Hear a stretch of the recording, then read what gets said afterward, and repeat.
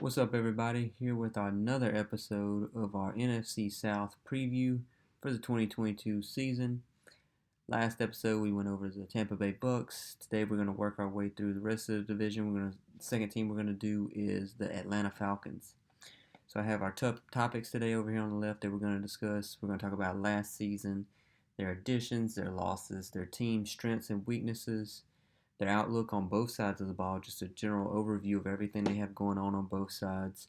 Vegas's projected wins, my predictions based on what their schedule looks like, top players in each of their positions, who they have that can be a top 5 player at that position or a top 10 player, any MVP candidates, most improved player on the team, drop-off candidates, and my most intriguing thing for them for this season. So we'll get it started here. All right, let's get red. Okay, there we go. All right. So last season, they finished the season 7-10, which is, it's kind of surprising based on what we think about last year's team. They didn't get no TV time, no real media coverage. No one thought much of them at all. 7-10, Calvin Ridley in and out the lineup. They had a rookie Kyle Pitts. Defense was injured, horrible.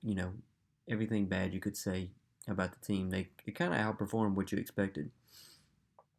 So 7-10, they still look to be somewhere around that, but they may end up being the worst team in the league. They're basically hitting the reset button this season, so we'll see what happens. So we'll get into their additions. Let me highlight so you know where we at. Let's see. So we'll start here. All right, so we'll start with their additions. Kind of big for them. They re-signed Younghoe Koo to a 5-year deal, it was worth $24 million, which is a lot for a kicker. He's the best onside kicker in the league, though. That's one thing he has going for him. But there's a potential out on this contract after 2 years. So they gave him some money, but they can get out of it after 2 years. So no big deal. Get one of the top kickers locked up for a few years. They brought in Casey Hayward, be one of their starting cornerbacks. If you remember back last year, Casey Hayward was one of the top PFF cornerbacks, I believe in man coverage, through about like 8 weeks or so. Fell off a little bit at the end of the season, but you bring him in, that's a solid pickup to pair him with A.J. Terrell, one of the top cornerbacks in the team. So that was a solid pickup for them on a 2-year contract. They brought in Damien Williams. He's going to split time with Cordell Patterson, who they also brought back. Damien Williams is on a 1-year contract. Cordell Patterson's on a 2-year contract. He's getting older, but they have an out after 1. So, it's a nice pickup for them, or a nice re-signing for sure. They drafted with their first overall pick, first round pick, Drake London. Surprise to a lot of people. A lot of people thought that Garrett Wilson would go first, maybe even Jameson Williams in some mocks, even though he was injured. But they surprised everyone would go with Drake London. He's got the size for sure. We'll get into their size with all their offensive weapons later. But could he be the next Mike Evans? We're in the NFC South, so it's a nice comparison for him. Even if he can't separate, he's still, in my eyes, going to be, the next sure-handed late career Anquan Bolden. Catch everything that Ritter can't throw accurately. So a solid pickup for them. Hopefully be their franchise wide receiver for 10 years or so. They signed Marcus Mariota, bring him in, kind of a reclamation project from Mariota. How long will he start over Ritter? We'll see. They did draft Desmond Ritter at 74. I got him in the 3rd round, where some people had him as a first-round prospect for sure. His problem is accuracy. He was one of the best processing quarterbacks, and he had legitimate speed. But his accuracy is probably part of the reason that he dropped for sure. So a solid pickup at 74. He does have a solid arm, and he's very athletic. So, it might not be long for him to learn under Mariota, kind of the same player a little bit with athleticism and run, But he'd probably get that starting job sometime this season. I'm sure they want to see what they have in him. For those that are familiar with PFF scores, he did have a 90.7 last year. So, a pretty solid season. Not a Power 5 school, but, still solid numbers for sure. They also came to terms with Grady Jarrett. He's an older player, but I feel like in these rebuilds that these teams are doing, you got to have someone, a stud somewhere on the defense, offense that you're gonna keep there. You're gonna build culture with, and I feel like Grady Jarrett is that guy. He's their stud defensive player, and they're gonna continue to build around him for sure. Keep him there for the long term. They made another big splash late in the offseason by trading for Bryan Edwards.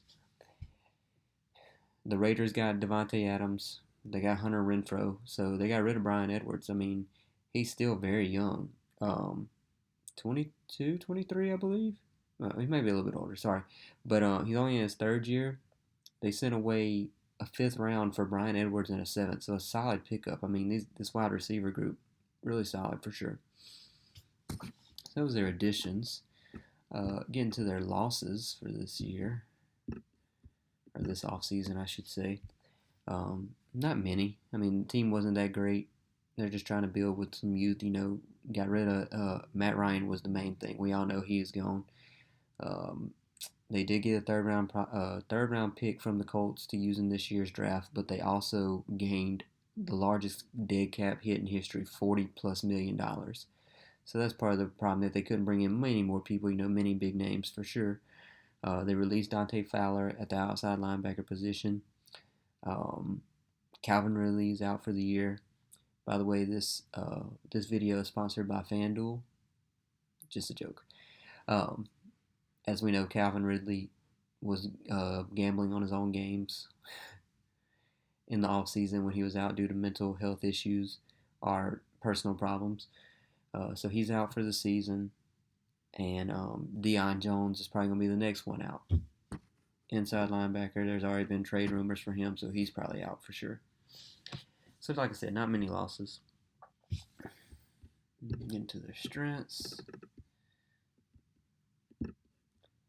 All right, team strengths. Like I said earlier, they have one of the largest groups of weapons, offensive weapons, in the league. They have Cordell Patterson. They have Bryan Edwards. They have Drake London. They have Kyle Pitts. Huge people. Kyle Pitts is 6'6". They also have Alden Tate that they brought in, big target. I mean, they should strive in the red zone this year. That should be one of their strengths. They were 24th in red zone efficiency last year. Scoring on touchdowns just 53% of the time. Not great at all. You pair that with Mariota or Ritter with their speed and ability to burst outside the pocket in the red zone. Add in Cordell Patterson. He may be running the ball. He may be catching passes out of the backfield or in the slot anywhere. With all that, they should strive in the red zone. They also have the running back out of BYU. Going to bring him in. He's probably going to get some play time, especially in this older group.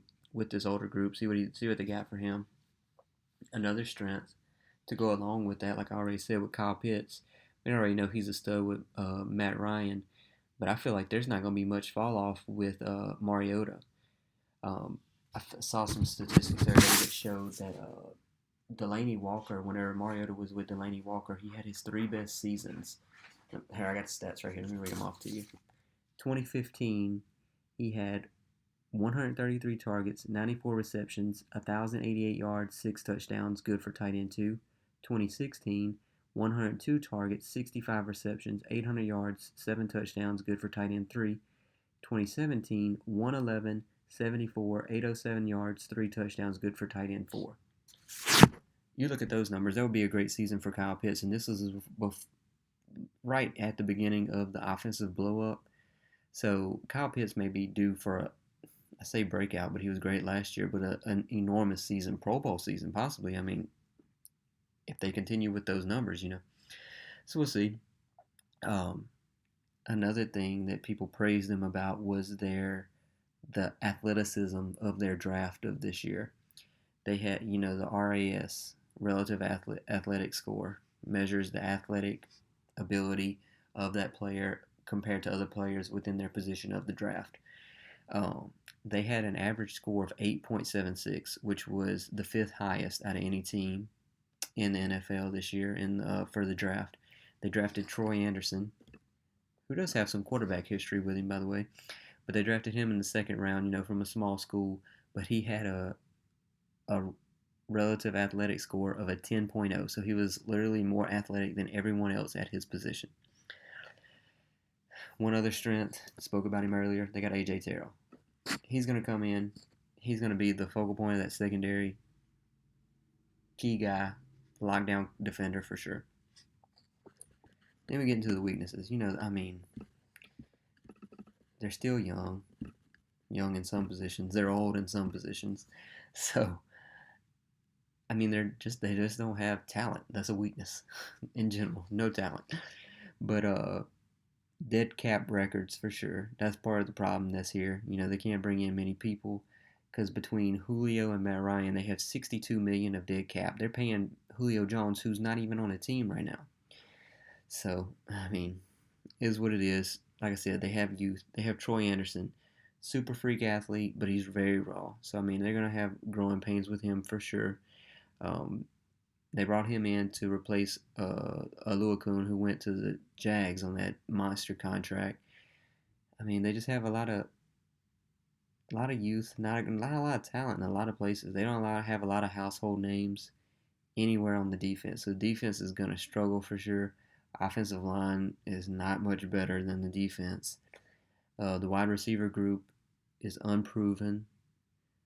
Quarterback, you got a rookie and someone who's trying to rebuild their career. Running back room is old with a rookie. It's just problems all over. So, that's kind of the outlook on both sides of the ball. They could be great on offense if Drake London hits. If Desmond Ritter gets in a few weeks in and gets a starting job, Mariota's liable to get hurt, may get benched. They want to see what they have in Ritter.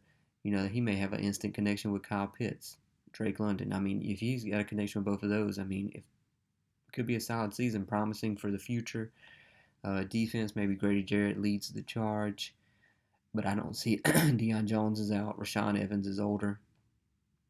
They got youth, Ebiketie, Anderson, both young.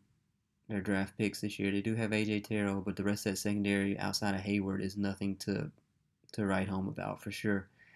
So, it's just problems all over. It's not going to be the best of seasons for sure. Those are the outlooks. So now we'll get into what Vegas has planned for them and what I predict to happen. So Vegas has them as one of the, if not the lowest projected wins at 5 wins this season.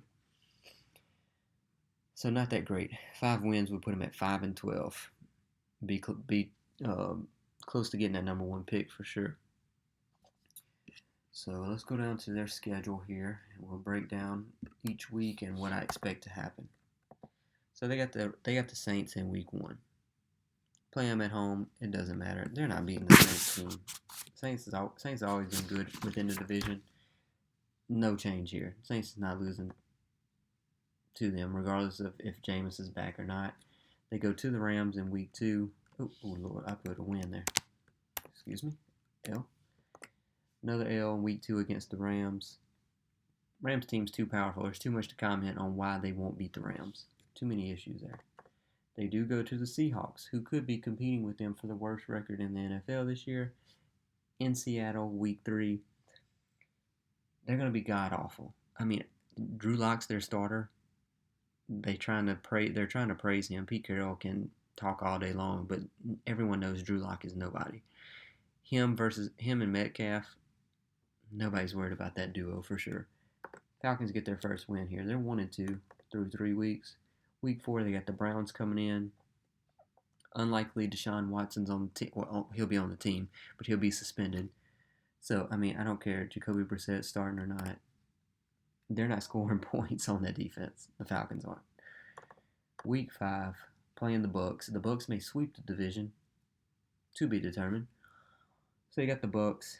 TB12's on a mission. He's not losing any of these division games. He's going to blow out every division opponent that he can.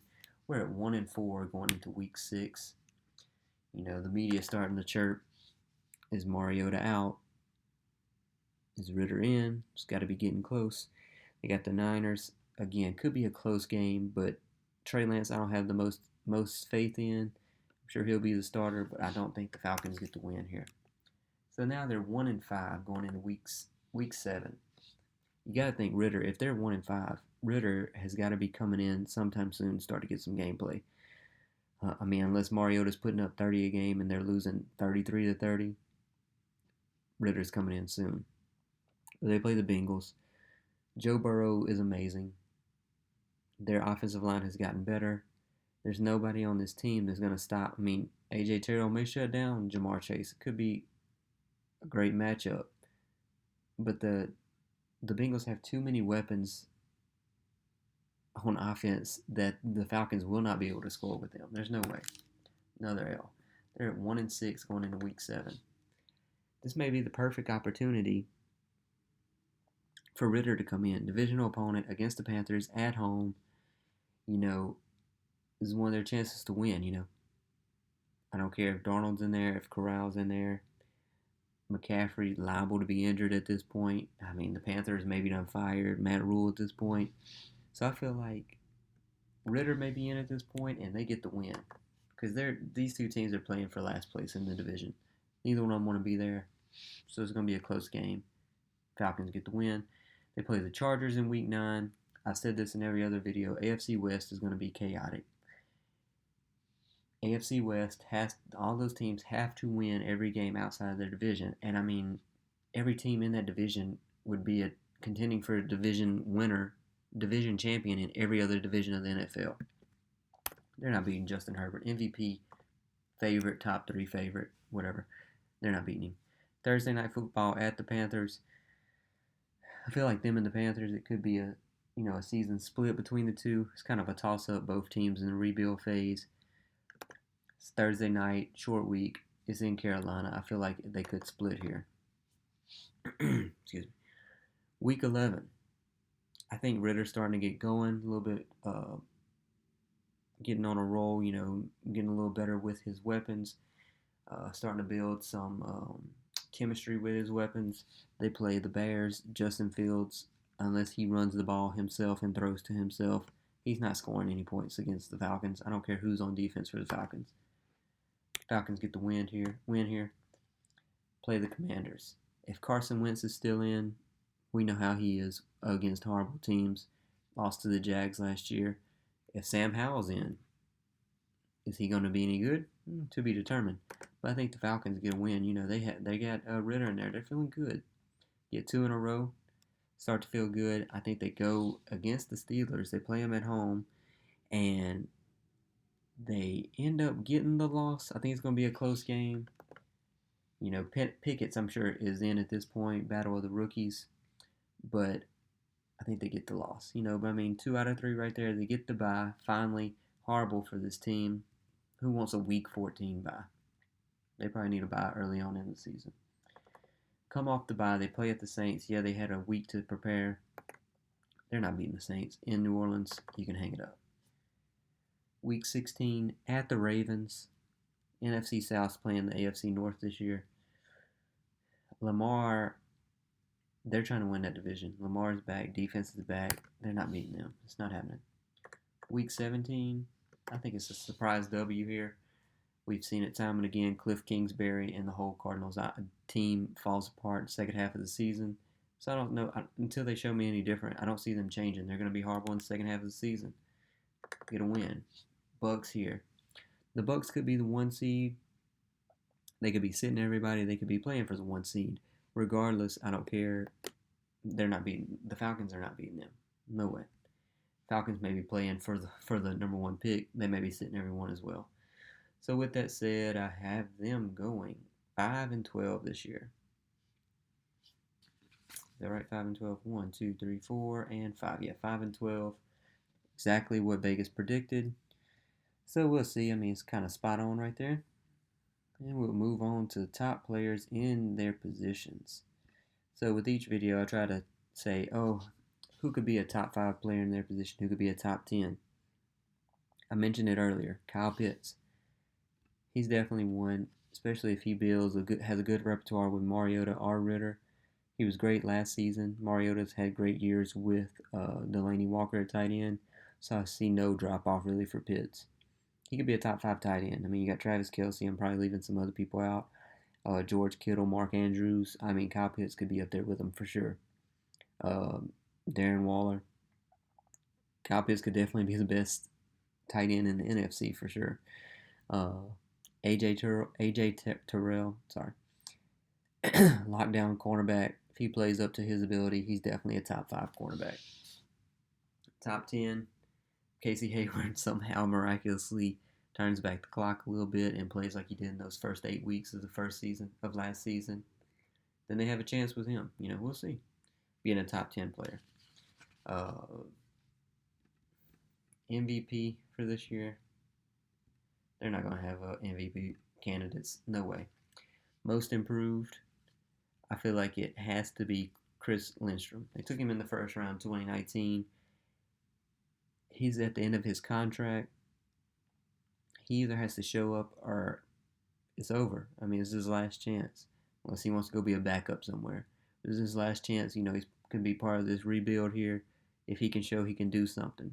So I feel like he could possibly be the most improved candidate for the team.